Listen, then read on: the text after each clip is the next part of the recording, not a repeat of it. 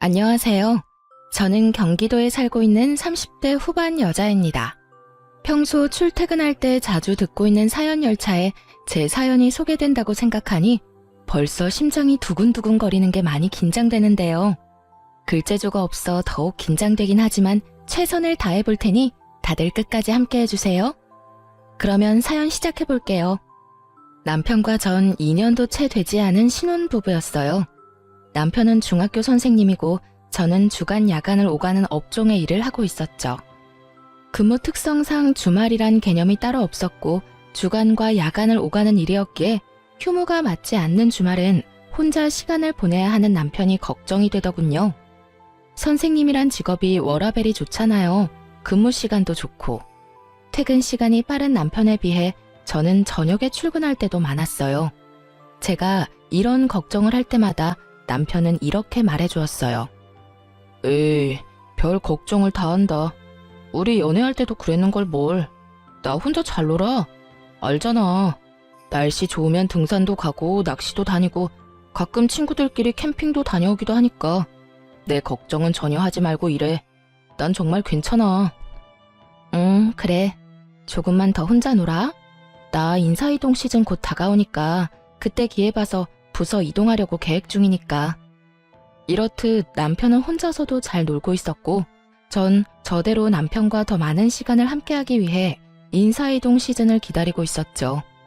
이런 저희 부부에게 조금의 문제가 있다면 시댁이었어요. 연봉은 제가 남편보다 더 높은데도 불구하고 시댁에선 절 못마땅해 했어요. 그 이유는 바로 제가 남편과 같은 선생님이 아니란 사실 때문이었는데 그것도 저에게는 참 어이가 없었어요. 결혼 이야기가 오갈 때는 전혀 이런 말을 꺼낸 적도 없었고 오히려 돈 더 잘 버는 저에게 능력이 좋다며 반대하기는커녕 반기는 분위기였죠. 그랬던 시댁이었는데 결혼 1년 차가 지났을 때부터 점점 이런 말을 하곤 하더라고요. 우리 며느리도 우리 아들 같은 학교 선생님이었으면 얼마나 좋아. 교육자 부부, 이 얼마당 어감도 좋고 듣기만 해도 흐뭇하니. 친구들 만나서 이야기할 때 내 위신도 서고 말이다. 아무리 좋은 말도 계속 들으면 듣기 싫다는데 저딴 말을 계속 듣고 있자니 점점 짜증이 나더라고요. 그래서 저도 더는 참지 않고 시모에게 이렇게 말해주었죠. 결혼할 때는 돈 잘 버는 며느리 최고라고 하시더니 이제는 선생님 며느리가 탐나시는 거예요? 진작 선생님 며느리가 좋다고 했으면 저도 남편 포기하고 어머님을 위해서 결혼도 포기했을 텐데요. 제 말에 가시가 가득하다는 걸 남편이 눈치챘는지 결혼 생활을 시작할 때 제가 마련한 집에서 시작한 이야기를 꺼내며 서둘러 제 편을 들기 시작하더군요. 그래 엄마, 언제는 돈 잘 버는 며느리가 최고라고 하셔놓고선. 그리고 엄마 말대로 선생님하고 결혼했으면 내가 지금 대출금 걱정 없이 살 수나 있었겠어. 이 사람이 마련한 집 없었으면 난 지금도 집 대출금이나 갚느라고 월급 구경할 새가 없었을 거야. 그러니까 이 사람한테 그런 말도 안 되는 말 좀 하지 마. 나도 기분 나빠지려고 그런다고. 남편의 말에 시모의 선생님 며느리 타령이 들어가긴 했지만 기분이 나쁜 건 어쩔 도리가 없더라고요.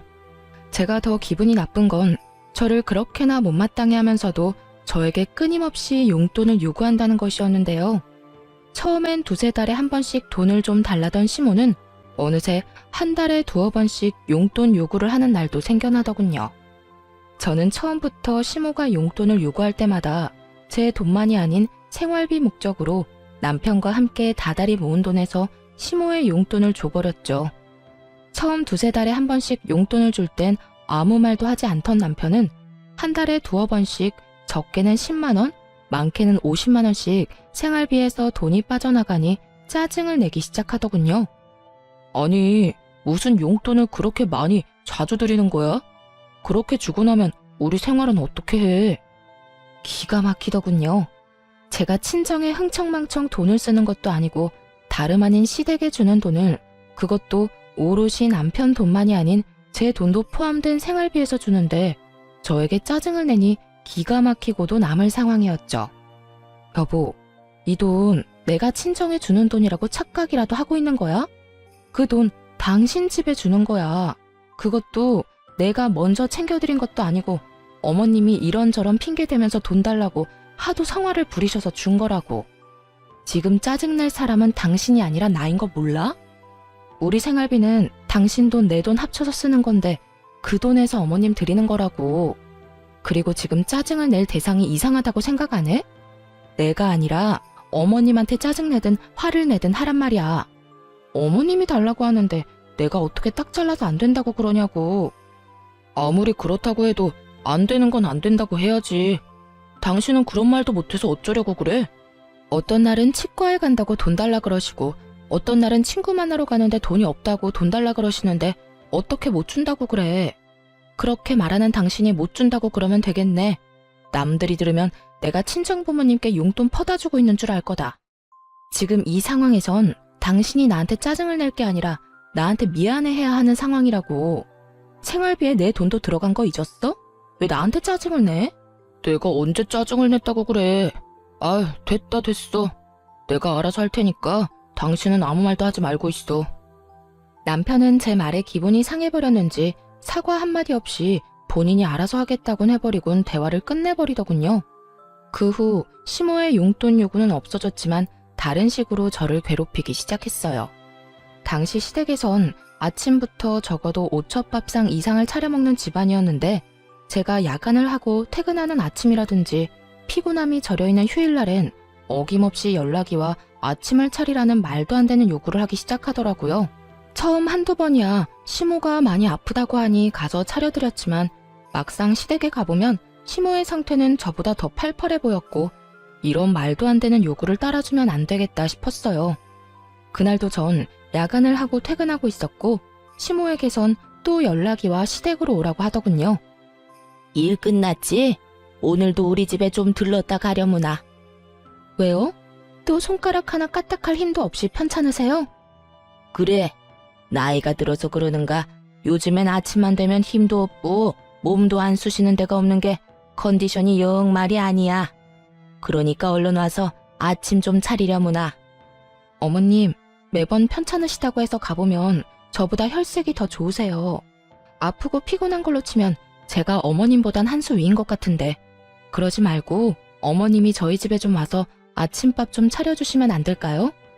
저는 오첩 밥상까지는 바라지도 않고 그저 죽 정도면 되는데요. 소화도 잘 되고 먹고 빨리 잘 수도 있고 말이에요. 저는 작정을 하고 시모의 요구에 답을 하고 있었고 시모는 이런 저의 말에 화가 났는지 언성을 높이기 시작하더라고요. 뭐야? 너 지금 이 시어머니한테 네 아침 밥상이나 차리라 이거니? 나 컨디션 안 좋다는 말은 어느 귓구멍으로 들은 게야? 어머님도 아시다시피 저는 방금 전까지 밤새도록 일하다 왔는데 그 컨디션은 제가 더 안 좋지 않을까요? 그러니까 제 밥상 차려주실 거 아니면 앞으로 이런 전화 하지 마세요. 저도 며느리이기 전에 사람이고 저도 힘들고 피곤한 거 알아요. 그러면 저 진짜 너무 많이 피곤해서 전화 끊을 테니 정 몸이 힘드시면 시켜 드세요. 들어가세요. 집에서 가까운 거리도 아니었고 적어도 1시간은 걸리는 거리인데 그저 저를 부려먹기 위해 저러는 것에 더는 노란하고 싶지 않았기에 저는 더욱 단호하게 말하곤 전화를 끊어버렸습니다. 그 뒤로도 시모는 연락이 와 아침밥을 요구했지만 그때마다 전 못 간다는 말과 함께 전화를 끊어버렸어요. 그렇게 시모에 대한 스트레스도 쌓이는데 남편 역시 의심스러운 행동을 하기 시작하더군요. 남편은 여전히 제가 일하는 주말엔 낚시하러 다닌다거나 여러 취미 생활을 했는데 다른 때와 마찬가지로 낚시를 하러 갔다며 물고기를 낚은 사진이 왔더라고요. 대어를 낚은 사진이었는데 밝게 웃고 있는 남편의 뒤로 거울에 남편의 사진을 찍어주고 있는 여자의 모습이 보이는 것이 아니겠어요? 흐릿하고 작은 여자의 실루엣이었지만 저는 한눈에 그 여자가 남편의 학교에서 함께 일하는 처녀 선생님이라는 걸 단박에 알 수 있었어요. 그 여자는 저희 결혼식에 참석했을 뿐 아니라 소풍을 다녀온 사진이라든가 학교에서 하는 각종 행사 사진을 보다가 워낙 예쁘게 생겨 저도 모르게 눈길이 가던 여자였어요.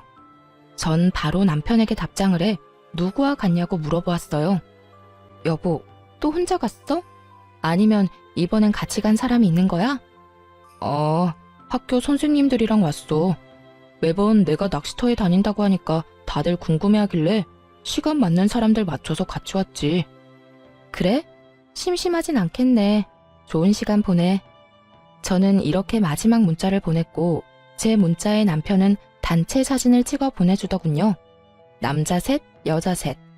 짝을 맞춰 놀러 간 것이 걸리긴 했지만 더는 이런 식으로 의심을 했다간 정말 끝도 없을 거란 생각에 나쁜 쪽으로 생각하지 않으려고 무던히 애를 썼습니다.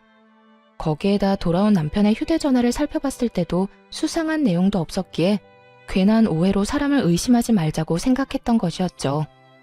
그러던 어느 주말, 저도 쉬는 주말이었는데 원래 이런 주말엔 오롯이 저와 시간을 보내던 남편은 그날따라 무슨 일인지 아주 중요한 약속이 있다며 나갈 채비를 하더라고요. 주말에 무슨 일이길래? 원래 이런 날엔 나랑 시간 보내줬었잖아. 그게 선생님들이랑 애들 이야기도 좀 할 겸 해서 다 함께 모이기로 했어. 그때 사진 보내줬던 선생님들 있지? 다 모인다는데 나만 빠질 수도 없는 노릇이잖아. 다른 것도 아닌 애들 때문에 이야기 나누는 자리기도 하고 말이야. 일찍 들어올 테니까 혼자 조금만 있어. 처음엔 그럴 수도 있다고 생각했어요. 요즘 애들 교육하기 참 힘들다는 말을 달고 살기도 했고 가끔 이런 날도 있겠지 하는 마음에서 선뜻 보내줬던 것이었죠. 하지만 그런 날들이 많아지는 것도 모자라 평일조차 남편의 귀가 시간이 늦어지며 술에 취해 들어오는 날이 잦아져 결국 전 남편에게 한 소리 하게 되었어요. 여보, 정말 해도 너무한 거 아니야? 요즘 왜 이렇게 늦어? 주말이고 평일이고 할 것 없이 너무 늦잖아. 당신이야말로 너무한 거 아니야? 난 당신 일 때문에 나랑 시간 못 보내는 것도 당신 편의대로 다 맞춰서 다 이해하고 혼자만의 시간도 척척 잘 보내는데 당신은 이런 것도 이해 못 해줘? 내가 선생님들 만나서 노는 것도 아니고 다 일의 연장 아니야. 나라고 뭐 좋아서 이러는 줄 알아? 당당히도 저딴 말을 하는 남편을 보는데 절로 콧방귀가 다 나오더라고요. 일의 연장이라는 사람이 짝 맞춰서 낚시 다니고 캠핑 다니고 허구한 날 술 마시러 다니는 게 말이나 된다고 생각하세요? 제가 본 남편은 그저 늦바람이 난 사람처럼 노는 것에 환장한 사람처럼 보였고 전 제가 느끼는 그대로 남편에게 말해주었어요. 일의 연장? 일한다는 사람이 낚시 다니고 캠핑 다니고 하루가 멀다고 술 마시고 다니는가 봐. 그걸 누가 믿어? 지나가는 사람 아무나 붙잡고 물어봐. 누가 그렇게 생각이나 해주는가? 10이면 10, 100이면 100. 젊은 사람들끼리 모여서 놀러 다니는 거라고 할 거라고. 나는 안중에도 없고 그저 그 선생님들이랑 시간 보내느라 바쁘잖아 요즘. 당신이 내 입장이면 섭섭하지 않겠어? 난 어찌되었든 이렇게까지 자주 모여 놀러 다니는 것도 싫고 하루가 멀다고 술 마시고 늦는 것도 싫어. 당신이 싫다고 하면 내가 안 해야 해? 그리고 섭섭? 당신 말 한 번 잘했다. 나도 섭섭했어. 당신이 일한다고 나 혼자 집에 있을 때 나도 섭섭했다고. 이거 왜 이래? 그리고 내 일은 내가 알아서 할 테니까 나한테 잔소리하지 마.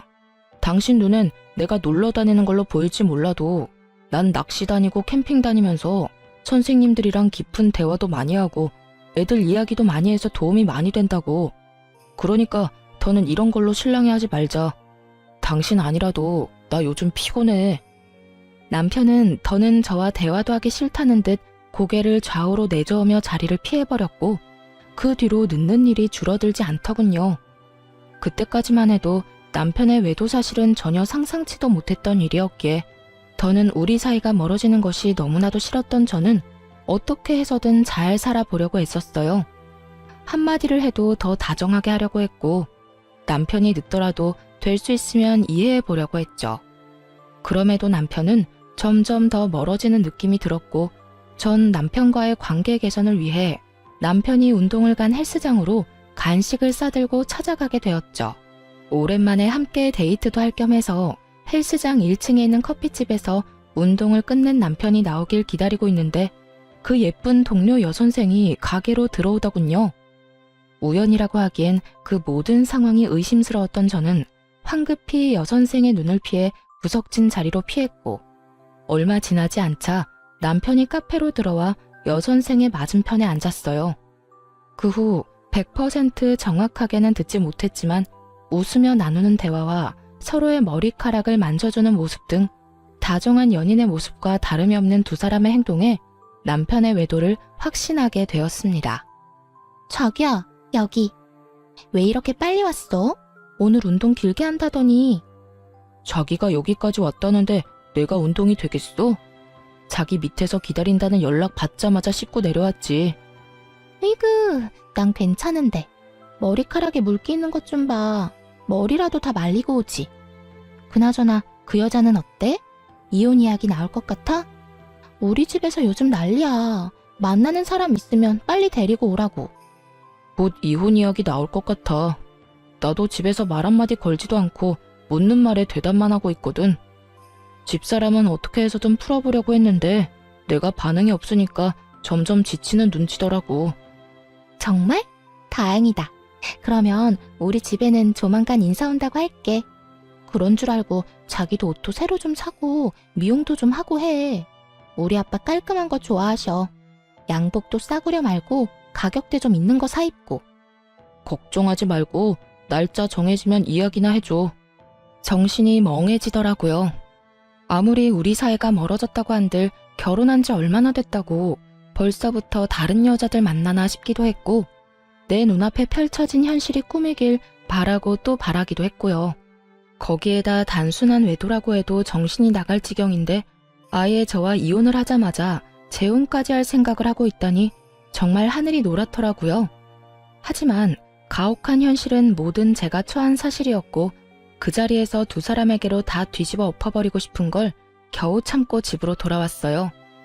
그날 밤 몰래 남편의 휴대전화를 살펴본 결과 여전히 남편의 휴대전화는 깨끗했고 전 잠든 남편의 차 열쇠를 찾아 블랙박스를 살펴보았어요. 휴대전화는 다 지웠더라도 블랙박스는 어찌하지 않았겠지 싶었거든요.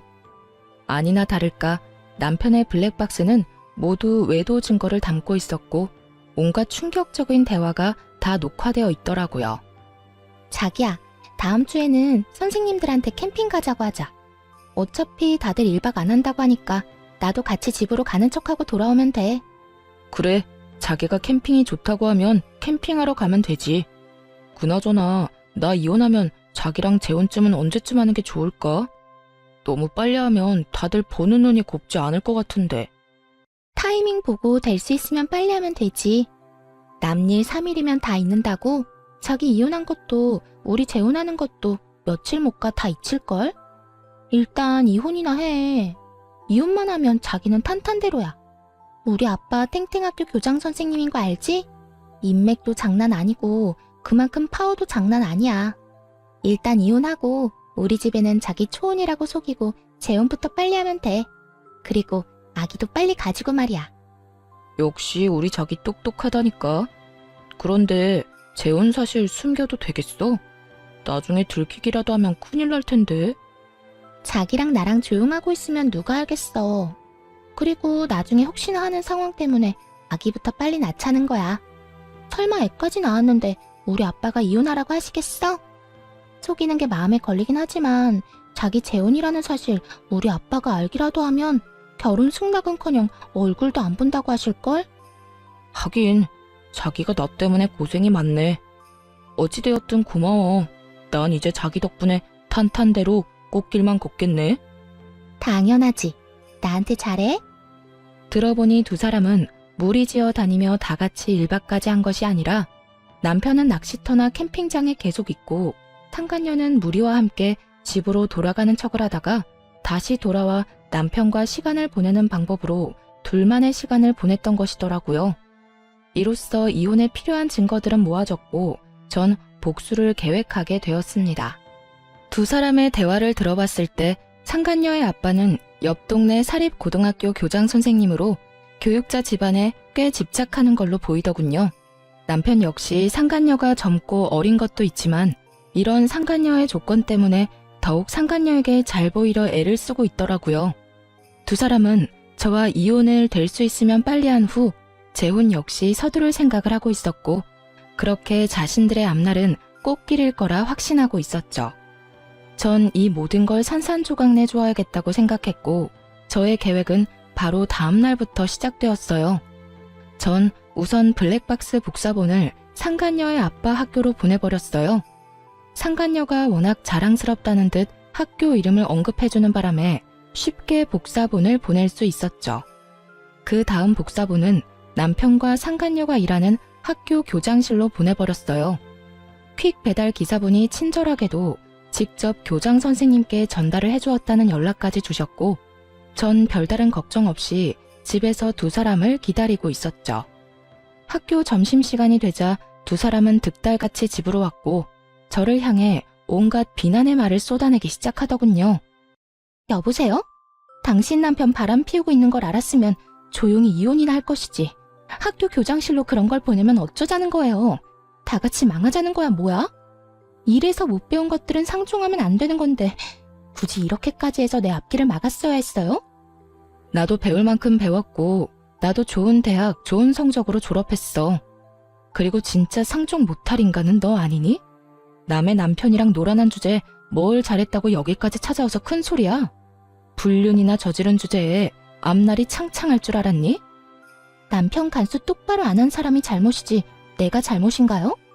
그리고 내 앞날은 이까진 일로 안 무너져요. 우리 집이 어떤 집인데.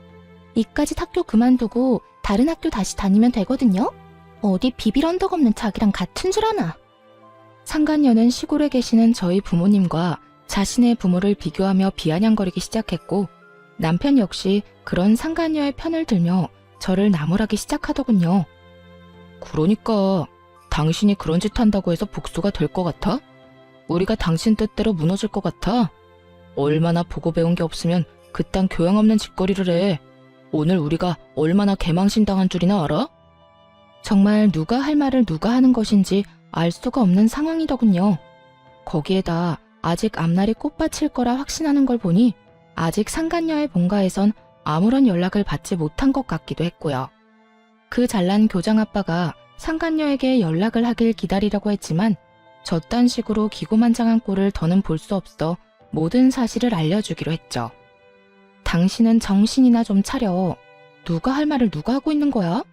교양? 보고 배운 게 없어? 그건 내가 할 말이라고 생각 안 하니? 지금 교양 없이 더러운 외도나 저지르고 있고 보고 배운 것도 없이 적반하장으로 화를 내고 있는 사람이 누군데 그딴 소리를 나한테 하는 거야? 그리고 지금 아주 큰 꿈을 꾸고 있는 것 같은데 내가 모든 사실을 안 이상 그 꿈도 물거품이 될 거라고 생각 안 하니? 뭐라고? 당신 그게 무슨 말이야? 또 무슨 짓을 한 거야? 그러게, 이 여자가 지금 뭐라고 하는 거야? 설마 아니죠? 아니긴, 내가 당신들 학교에만 복사본을 보냈을 것 같아? 너네가 어느 학교 어느 교장실에 누가 있는지 친절하게 알려줬는데 그런 눈으로 봐도 소용없어. 이미 복사본은 네가 비빌 언덕인 네 아빠한테도 보내버렸고 잘 전달되었다고 연락도 받았으니까. 그제야 모든 사실을 한 두 사람은 얼굴이 사색이 된다 싶더니 저에게 득달같이 달려들더군요. 거짓말이지? 당신 나랑 지혜 골려주려고 거짓말하는 거잖아. 당신이 정말 그런 짓을 했으면 앞으로 내 앞길은 누가 닦아주냐고. 자기는 지금 자기 출세 따위가 문제야? 우리 아빠가 알면 나 집에서 쫓겨나는 건 둘째치고 영까지 끊길 수도 있다고. 내가 어떻게 해서든 아빠 눈에 들어야 당신한테도 기회가 간다는 거 몰라? 저기요, 정말 우리 아빠한테 그 복사본 보낸 거예요? 아니죠. 내가 뭘 그렇게 잘못했다고 그렇게까지 해요. 제발 아니라고, 거짓말이라고 해줘요. 뭘 그렇게까지 잘못했냐고? 간통죄가 폐지됐다고 불륜이 정당화된 줄 아니? 너 조강지처가 버젓이 두 눈 뜨고 있는데 몰래 만나는 것도 모자라서 이혼까지 시키려고 했었어. 그 정도면 나한테 죽을 죄를 지었다고는 생각 안 하니? 복사본을 정말로 보냈냐고? 생각 같아선 복사본을 보내는 게 아니라 직접 가지고 가서 틀어주고 싶은 걸 겨우 참았어. 그러니까 여기서 애먼 사람한테 헛소리하고 있지 말고 네가 사랑하는 저 남자까지 챙겨서 네 집에나 가봐. 한시라도 빨리 가서 빌어야 네 집에서 빌어먹을 밥풀이라도 있지 않겠니? 끝까지 현실을 부인하던 상간녀는 단호한 제 말에 눈을 뒤집고 저에게 달려들더니 허우적거리며 손을 뻗더라고요. 평생 운동이란 걸 해보지 않은 듯한 움직임이었죠. 어이없던 저는 상간녀의 손을 확 낚아채고 악소리가 나게 팔을 있는 힘껏 꺾어주었어요. 이거나? 이 여자 정말 미쳤나봐. 이거 놔. 미친 건 내가 아니라 너지. 어디 건방지게 손까지 내밀어 내밀기는. 내가 그렇게 우스웠니? 어디 상간녀 주제에 여기가 어디라고 찾아와? 제정신이 아닌 게지. 생각 같아선 정말 가만두고 싶지 않은데 괜히 내 손 더럽히기 싫어서 보내주는 거니까 곱게 보내줄 때 가라. 저는 상간녀를 남편의 쪽으로 밀어버렸고 남편은 상간녀를 부축하며 저에게 온갖 험한 말을 쏟아내기 시작하더군요. 당신 정말 제정신이야? 배웠다는 사람이 왜 이렇게 무식하게 굴어? 이러다 어디 크게 다쳤으면 당신이 책임질 거야? 내가 좀 밀었다고 크게 다칠 정도면 걔는 걸어다니지 말고 병실에 누워있어야 하는 거 아니니? 그 정도로는 진단서도 안 나오니까 걱정하지 말고 얼른 가. 여기서 더 소란 피웠다간 나 진짜 경찰이라도 부를 거니까. 그런 줄 알고 더 난동 피우려면 피워보든가. 전 두 사람을 향해 경찰을 부를 거라며 으름장을 놓았고 두 사람은 끝까지 저에게 험한 말을 쏟아내며 돌아가더군요. 전 두 사람이 가자마자 비밀번호도 바꿔버렸고 이 모든 것을 예상해 몰래 모든 상황을 녹화 중이던 휴대전화도 잘 챙겨두었어요. 이로써 더욱 확실하게 이혼 준비를 마친 저는 이혼 소송을 준비했습니다. 남편과 상간녀는 물론이었고 시모에게까지 위자료를 청구했어요. 시집살이 좀 시켰다고 시모에게까지 위자료 청구를 한 것이냐고요? 아니요. 제가 본 블랙박스엔 두 사람 말고도 시모도 함께 찍힌 녹화본이 꽤 있었는데 알고 보니 시모는 두 사람의 외도 사실을 진작부터 알고 절 괴롭히고 있었더군요. 그러니까 제 입에서 이혼 이야기가 나오게 저를 괴롭히고 있었던 것이었어요. 엄마, 집사람 괴롭히고 있는 거 맞지? 왜 별말이 없지? 말도 마라. 그렇게나 괴롭히는데 애가 기죽기는커녕 되려 나를 가르치려고 들고 있어. 넌 도대체 어디서 그렇게 독한 애를 데리고 왔니? 다른 여자들 같으면 이 정도 하면 울고 불고 어머님 저한테 왜 이러세요? 말 정도는 나와야 할 텐데 네 집사람은 도리어 나한테 싫다. 앞으로 이런 거 시키지 말라고 하더라. 내가 기가 막혀서. 그래서 더 괴롭히지도 못한다는 말이야? 그러면 내가 그냥 이혼하자고 해야 해? 내가 이혼하자고 해도 집사람 안 해줄 텐데. 어이구 걱정하지 마. 이 엄마가 다 알아서 할 테니. 우선 네 할아버지 제사 다가오는 거 알지? 그때 불러서 일단 마음껏 부려먹으려 하고 있어. 그런데 우리 제사 안 지내잖아. 그러니까 더 화나는 거지. 이때까지 한 번도 지낸 적 없었던 제사를 갑자기 지낸다고 하면서 부려먹으면 더 화나지 않겠니? 다른 사람도 아닌 할아버지 제사라는데 안 올 수도 없을 테고. 그쯤 되면 시집살이도 그런 시집살이가 없다는 생각이 들면서 그냥 확 이혼하고 싶을 테니 조금만 기다려. 이야, 대단하네 우리 엄마. 고마워 엄마. 내가 재혼해서 잘 풀리면 엄마한테 정말 잘할게. 그래, 잘 좀 해. 그러게 진작 같은 학교 선생님을 만났으면 이런 고생은 안 해도 됐을 텐데. 어찌되었든 넌 아무 걱정하지 말고 재혼 준비나 잘해놔. 아무리 제가 밉다고 해도 시모까지 이혼을 돕고 있다는 사실을 알았을 땐 정말 치가 다 떨리게 화가 났었는데 소송을 하다 보니 그 더러운 계획에 함께해준 시모에게 고맙다는 마음마저 들더군요. 그 덕에 저는 받을 위자료도 더 많아졌고 기분도 통쾌해졌으니까요. 그렇게 전 세 사람 모두에게 위자료를 받고 이혼할 수 있었고 세 사람의 계획은 물거품이 되고 말았습니다. 공무원은 품위 유지 의무가 있는 거 다들 아시죠? 올바른 행실을 보여주고 교육자의 명예를 실추시키면 안 되는 두 선생님이 학생들 몰래 불륜을 저질렀다는 충격적인 소문은 굳이 제가 직접 퍼뜨리지 않아도 이미 입소문이 퍼져 있더군요. 남일은 3일이면 잊혀진다고 당당했지만 불륜, 그것도 선생님이란 직업을 가진 두 연놈들이 그런 짓을 했으니 동료 선생님들 사이에서 오고 가는 이야기를 귀가 밝은 학생들이 모를 리가 없잖아요. 알게 되는 건 시간 문제인 거죠. 3일이 아니라 한 달이 지나도 잠잠해지지 않고 오히려 학생들은 두 선생님을 대놓고 무시할 정도로 수업 태도가 좋지 않았대요. 그리고 교장 선생님은 이미 알고 계시니 징계도 당연 들어갔고요. 그렇게 전 남편과 상간녀는 학교에서 쫓겨난 것은 물론이었고 전 남편의 앞길에 꽃가루를 뿌려줘야 할 상간녀의 본가에서도 처참하게 쫓겨났다고 하더군요. 전 시모는 빚을 내서 저에게 위자료를 준 것도 모자라 선생님 아들과 선생님 며느리가 아닌 백수 아들과 백수 며느리를 꼼짝없이 데리고 살아야 하는 상황이라고 하더군요. 그렇게 자랑스럽게 여기던 아들이 순식간에 백수 이혼남이 되었으니 전 시모는 아주 억장이 무너졌는지 골골거리며 누워 지낸다더군요. 그 후 별다른 소식을 듣지 못하고 살았는데 1년 남짓 지났을 무렵 전 남편에게 울면서 연락이 왔더라고요. 여보, 나야. 잘 지내? 미쳤어? 여보라고? 혹시 너 치매 걸렸니? 우리 사이가 아직 혼인 관계라고 착각하는 건 아니지?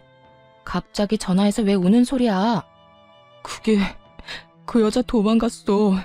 바람도 병이라고 하더니 이번엔 학원 원장이랑 바람나서 도망갔다고. 심지어 그 남자도 유부남인데 말이야. 이게 말이나 돼? 어떻게 나한테 이럴 수가 있냐고. 전 남편은 생각이란 없는 사람처럼 울고불고하며 저에게 하소연을 쏟아내기 시작하더군요. 들어보니 학교에서 쫓겨난 두 사람은 학원가를 전전하며 취업 자리를 알아봤지만 불륜딱지가 제대로 붙어버린 두 사람의 취업은 쉬운 일이 아니었죠. 그러는 와중 상간녀는 학원에 취업이 되었는데 그 원장과 바람이 났고 그 원장 역시 유부남인데 바람이 나서 도망을 갔다며 하소연하는 전 남편을 보니 참 한심하다는 생각이 들더군요. 너야말로 참 가지가지한다. 네 부인이 다른 유부남이랑 바람나서 도망간 이야기를 왜 나한테 하는 거야? 그렇게 친구가 없니? 내가 무슨 네 친구쯤으로 착각하는 것 같은데 나 네 친구 아니고 너 새끼랑 이혼한 전 부인이야. 그것도 네가 바람 피워서 헤어진 전 부인. 제가 후통을 쳐대자 전 남편은 그제야 정신이 조금 돌아왔는지 우는 소리를 멈추고 저에게 사과를 하기 시작하더군요. 이혼하는 그 순간까지 단 한 번도 한 적이 없던 사과를 말이죠. 미안해. 내가 정말 미쳤었나 봐. 당신도 알다시피 우리 집도 나한테 큰 도움이 되는 집도 아니었고 그렇다 보니 그 여자 배경에 혹해서 나도 모르게 그런 결정을 내렸었어. 지금 와서 생각해보니까 내가 당신한테 정말 하면 안 되는 짓을 했다 싶어. 당신 같은 여자가 또 없는데 말이야. 이제 와서 그딴 말 하면 뭐래? 우리 어제 이혼한 것도 아니고 1년 전에 이혼했어. 거기에다 지금 부인이 바람나서 도망간 이 타이밍에 나한테 사과를 한다고? 왜? 직접 당해보니 내 심정이 이해라도 됐나 봐? 내가 직접 당해보니까 정말 당신한테 못할 짓 했다 싶더라. 내가 정말 미안해. 전 남편은 우물쭈물 말꼬리를 흐리며 말을 아낀다 싶더니 결국 준비한 말을 꺼내기 시작하더군요. 그래서 하는 말인데 우리 다시 시작하면 안 될까? 뭐라고? 나보고 네 상간녀를 하란 이 말이니? 왜? 네 와이프 바람난 꼴 보니까 너도 외도라도 저지르고 싶니? 아니, 그런 게 아니라 내가 다 정리하고 당신한테 갈 테니까 새 출발하자는 말이야. 당신이 다 용서하고 나 받아주면 나 정말 잘하면서 살게. 최선을 다하고 당신만 바라보면서 살게. 정말 제가 얼마나 만만했으면 이제 와서 이딴 말을 할 수 있을까요? 그냥 용서만을 구하려고 연락을 했다고 해도 이가 갈릴 것 같은데 바람난 부인이랑 정리하고 올 테니 다시 저와 재결합을 하자니 정말 눈앞에 있다면 뒤통수를 올려붙이고 싶은 심정이었어요. 넌 정말 내가 호구로 보이니? 이제 와서 네가 울고불고 사연팔이나 하면서 다시 한번 잘해보자고 하면 아, 우리 전 남편이 이렇게나 불쌍하니 내가 다시 한번 잘 데리고 살아야겠네 라고 생각할 줄 알았니? 그때도 그랬지만 너 진짜 되지도 않는 아주 큰 꿈을 꾸는 재주가 있네. 당신을 호구로 본다니. 내가 언제 당신을 호구로 봤다고 그래. 난 그저 이제 와서 생각하니 당신한테 너무 미안하기도 하고 이런 일을 겪어보니 아직까지 내 마음엔 당신밖에 없다는 생각이 들어서 그래. 정말이야. 믿어줘. 나 아직까지 당신 많이 사랑해. 사랑? 진짜 소름 끼친다. 1년이 지난 지금에 와서 사랑까지 한다고? 진짜 그 뻔뻔함에 웃음밖에 안 나온다. 야, 한 번만 말할 테니까 잘 들어. 난 너랑 다시 살 생각도 없고 너 같은 인간 사랑하기는커녕 혐오스러워. 내 입 아파서 내 입 더럽히기 싫어서 가만히 있었더니 넌 내가 만만해 보였구나. 다신 연락도 하지 말고 그 헛된 꿈에 나까지 엮지도 마. 여보, 제발. 내가 이렇게 빌게. 나 진짜 이러다 폐인 될 것 같아서 그래. 내 인생 망할 것 같아서 그렇다고. 우리가 함께 했던 정을 생각해서라도 나 좀 구해줘. 제발. 저는 곧장 전화를 끊어버렸고 그 후에도 연락이 왔지만 다 차단을 해버렸어요. 그렇게 그 인연도 정말 끝이라고 생각했는데 몇 달 뒤 생각지도 못한 전시모에게서 연락이 왔더라고요. 차단을 다 했는데도 불구하고 다른 번호로 전화가 와 피하지 못하고 그냥 받아버렸던 것이었어요. 아가, 잘 지내니? 결혼 생활을 할 때에도 단 한 번도 들어본 적이 없던 아가라는 호칭을 쓰는 전시모를 보며 정말 코웃음이 다 나더라고요. 아가라니 참 낯선 호칭이네요. 그나저나 무슨 일이세요? 그래, 이야기 들었는지 모르겠는데 우리 아들 그 빌어먹을 물건이랑 이혼했어. 이제 호적도 깨끗해졌단다. 그거 참 잘 됐네요. 내가 경험해봐서 아는데 배우자가 바람나서 정신이 나가버리면 그거만큼 답 없는 상황이 또 없더라고요. 그냥 이혼하는 게 서로 편하죠. 그런데 그 소식 알려주려고 전화한 거예요? 전 그런 소식 궁금하지도 않고 듣고 싶지도 않은데요. 냉정하고도 단호한 저의 말에 전 시모는 잠시 한숨을 크게 내쉬더라고요. 그렇게 잠깐의 정적이 흐르는가 싶더니 어렵게 말을 꺼내기 시작했어요. 그래, 내가 네 마음 다 이해한다. 얼마나 성훈이가 밉겠어. 그런데 잘 생각해보면 우리 성훈이가 잘못한 게 없기는 해. 그 젊고 예쁜 여자가 심지어 집안까지 교육자 집안인 여자애가 좋다고 그렇게 쫓아다니는데 남자라면 눈길이 가지 않겠니? 그 한 번 실수에 대한 벌은 충분히 지금 받고 있으니까 아가, 네가 우리 성훈이랑 다시 한번 잘해보면 안 되겠니? 그러니까 지금 저한테 직장도 없을 뿐더러 미래도 없는 사람이랑 다시 결합하라는 말인가요? 심지어 빚까지 있는 남자랑요? 빚은 내가 어떻게 해서든 다 갚아줄 테니 그건 걱정하지 말고 너희는 그저 잘 살기만 하면 돼. 너만 마음 돌려준다면 내가 너희 집엔 발걸음도 하지 않고 연락도 하지 않으마. 우리 성훈이 저렇게 두다간 정말 폐인 될 것 같아서 그래. 네 말대로 취업도 안 되고 집에서 술만 먹는데 내가 아주 미칠 지경이야. 그러니까 네가 좀 마음을 돌려먹으면 안 되겠니? 입에서 나온다고 다 말이 되는 건 아닐 텐데 전시모는 헛소리를 말이라고 생각하며 잘도 뱉어내고 있더라고요. 아줌마 아들이 누굴 닮아서 그렇게 생각이 없나 싶었더니 다 아줌마를 닮았었네요. 내가 미쳤어요? 허구한 날 집에서 술만 퍼마시는 전 남편, 내가 뭐가 아쉽다고 재결합까지 해요? 뭐라고? 아줌마? 너 지금 말 다 했니? 아무리 그래도 아줌마라니. 네, 아줌마. 내가 이혼까지 한 마당에 어머님이라고 불러드릴 줄 알았어요? 그쪽이라고 해버리고 싶은 거 아줌마라고 해주는 거니까 고마운 줄이나 아세요. 그리고 빚을 갚아준다고요? 내가 알기론 아줌마도 저한테 위자료 주느라 빚쟁이인 걸로 아는데 무슨 수로 빚을 갚아준다는 말이에요? 아, 꼴에 살고 있는 그 집이라도 팔아서 해주려고요? 제발 헛된 꿈 좀 꾸지 마세요. 마음 떠난 사람 붙잡지도 말고요. 인연이 진짜 말이면 다 한 줄 아나? 나라고 네가 좋아서 이렇게 연락한 줄 알아? 다 내 아들이 원하니까 자존심 접어두고 연락했더니 뭐? 아줌마? 헛된 꿈? 내가 이래서 네가 싫다고 했던 거야. 내 아들이 저 모양 저 꼴이 된 거 다 너 때문이잖아. 네가 그때 조용히 이혼만 해줬어도 내 아들이 저런 꼴이 될 일도 내 며느리가 바람이 나서 도망갈 일도 없었다고. 그러니까 네가 책임져. 재결합할 게 아니면 돈이라도 내놓으란 말이야. 나하고 내 아들이 준 위자료 다시 다 토해내. 그걸 왜 내가 책임져야 해요? 잘못을 했고 그러니 나한테 위자료까지 줬던 거 기억 안 나나 봐요. 아줌마 아들이 그렇게 된 거나 아줌마 꼴이 그렇게 된 거나 다 그쪽들 책임이지 내 책임 아니라고요. 그게 왜 우리 책임이야? 내가 말했지. 네가 순순히 이혼만 해줬으면 이런 일 없었다고.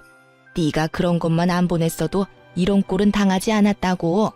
그러니까 돈 내놔. 돈 내놓으면 더는 귀찮게 하지 않을 테니 돈 내놓으라고. 전 시무는 정신줄을 놓아버린 사람처럼 정신 나간 말을 하기 시작했고 더는 통화하고 있을 이유가 없어 보이더라고요.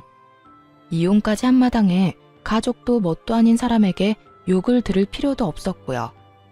아줌마, 요즘엔 욕도 조심해서 해야 하는 거 모르는가 봐요.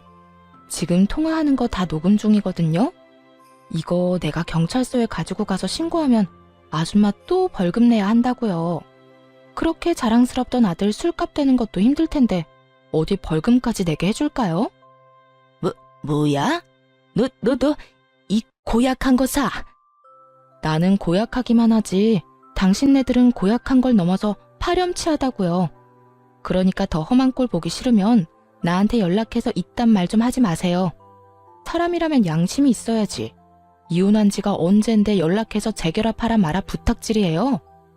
다시 연락하면 정말 경찰서에서 뜨거운 제외하게 될 테니 그런 줄 알고 끊어요. 저는 전화를 끊어버렸고 그 번호 역시 차단을 해버렸어요.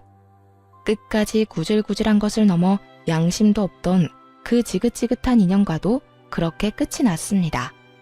그 후 저는 아예 회사를 옮겨버렸어요. 제가 기다리는 인사이동은 되지 않았고 더는 주야간을 오가기 싫어 새 출발을 할 겸 아예 회사를 옮겨버렸어요. 그렇게 5년이란 세월이 지났네요. 저는 어느새 30대 중반을 넘어 40에 가까워지는 나이가 되었고 이직한 회사에 잘 적응하며 진급을 앞두고 있어요. 그리고 또 좋은 소식이 있는데요. 아마도 제가 결혼을 할 것 같네요. 지금 다니고 있는 회사에서 좋은 사람을 만나게 되었고 결혼을 전제로 한 만남을 2년째 이어나고 있어요. 아무래도 이혼이라는 경험이 있어 경계심이 심했던 저에게 끝없는 사랑과 마음을 보여준 멋진 남자예요. 이 남자가 제게 고백을 했는데 차마 제가 마음을 열지 못하고 있을 때 이런 말을 하더라고요. 어떤 일이 있었는지 자세히는 알지 못하지만 전 전에 만났던 그 못난 놈과는 다릅니다. 바람 같은 거 절대 피우지도 않을 거고 절대 배신 같은 것도 하지 않을 거예요. 그러니까 제가 싫으신 게 아니라면 저한테도 기회를 주세요. 일단 곁에 두시고 제가 어떤 사람인지 보여드릴 기회라도 주세요. 그렇게 곁에 둬보고도 제가 아니라고 하면 저도 군말 없이 물러나겠습니다. 이렇게까지 말하는 남자친구를 보며 저는 일단 곁에 두고 지켜보기로 했고 그렇게 연애하는 내내 한결같은 남자친구의 모습에 진지한 만남을 이어가게 되었어요. 다행스럽게도 남자친구의 집에서도 이런 저를 어여쁘게 여겨주고 계세요. 많이 걱정했었는데 예비 시부모님 모두 참 인자하고 좋으신 분들이더라고요. 조만간 나를 잡을 예정인데 제가 애정하는 채널에서 저의 마음 아팠던 과거를 훌훌 털어내버리고 새 출발해보려고 합니다. 지금은 한결같은 사람이 앞으로 한평생을 한결같으리라는 보장이 없긴 하지만 적어도 전 남편과는 다른 남자라는 걸 확신할 수가 있네요. 저 역시도 안일하게 행동하지 않고 남편을 위해 노력하며 우리의 행복을 위해 잘 살아보려고요. 두 번의 실패는 하지 않도록 다들 응원해 주실 거죠? 사연을 들으시는 모든 분께도 아낌없는 응원을 보내며 저는 이만 물러가 볼게요. 긴 글 함께 해주셔서 감사합니다. 다들 행복하세요.